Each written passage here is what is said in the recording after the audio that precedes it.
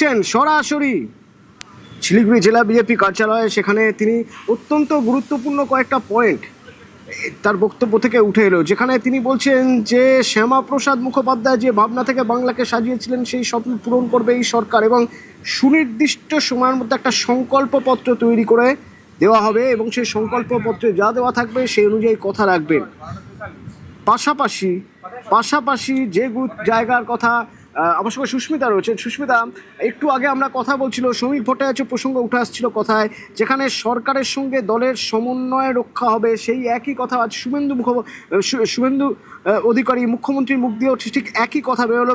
পাশাপাশি আমি যে জায়গাটা ধরতে চাইব সেটা হলো, তিনি বলছেন ব্যবস্থার পরিবর্তনের কথা। সুস্মিতা,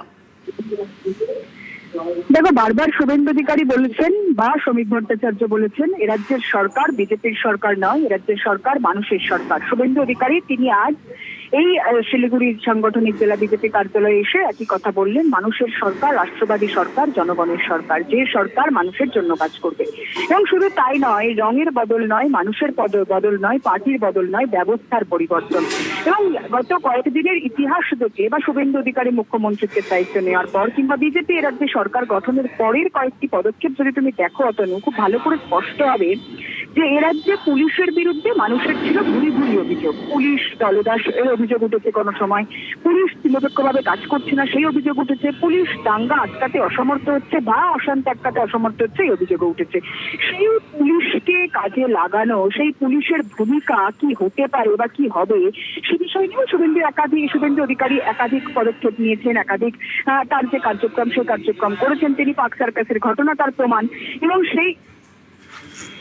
সেটা দিয়েই কোথাও গিয়ে একটা প্রমাণ।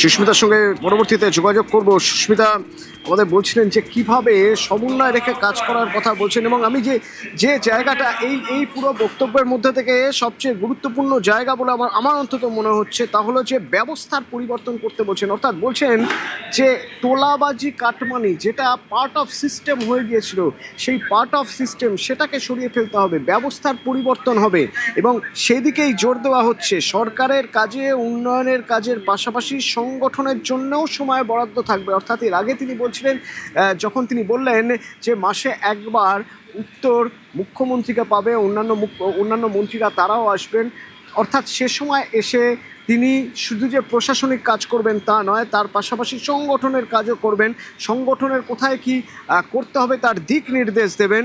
এবং পাশাপাশি তিনি বলছেন যে কোথায় কিভাবে সংগঠনের কাজ হবে এবং সরকারকে কি প্রস্তাব দিতে চান মানুষ যেন রেডি করে রাখেন।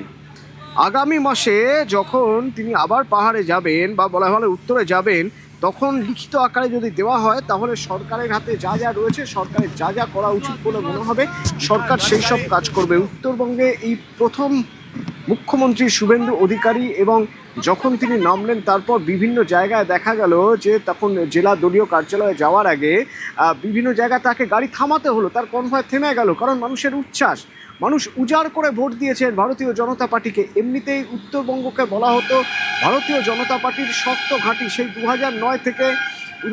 2009 সাল থেকে উত্তরবঙ্গে গেরুয়া পতাকা, এবং পরবর্তীতে যত সময় গেছে আরও শক্ত হয়েছে এই ঘাঁটি। এবং এবারের কথাই যদি বলতে হয় এই ভোটে, তাহলে 3টি জেলা, মূলত 3টি জায়গা, দার্জিলিং এবং তার সঙ্গে আলিপুরদুয়ার এবং জলপাইগুড়ি, এই 3 জায়গায় তৃণমূল শূন্য, অর্থাৎ পুরোটাই গেরুয়া জ্বর। কোচবিহারের ক্ষেত্রে অনেকটা তাই, শুধুমাত্র একটি আসন ছাড়া, তা হলো সেটাই।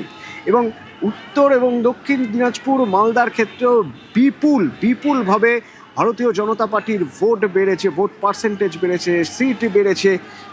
এই জায়গা থেকে তিনি প্রথমেই বলেছেন যে এতদিন উত্তর ভালোবাসা দিয়ে এসেছে, ভোট দিয়ে এসেছে ভারতীয় জনতা পার্টিকে, আজ ফিরিয়ে দেওয়ার পালা। তো সেই ফিরিয়ে দেওয়ার রূপরেখা তৈরি করতে উত্তরবঙ্গে মুখ্যমন্ত্রী শুভেন্দু অধিকারী।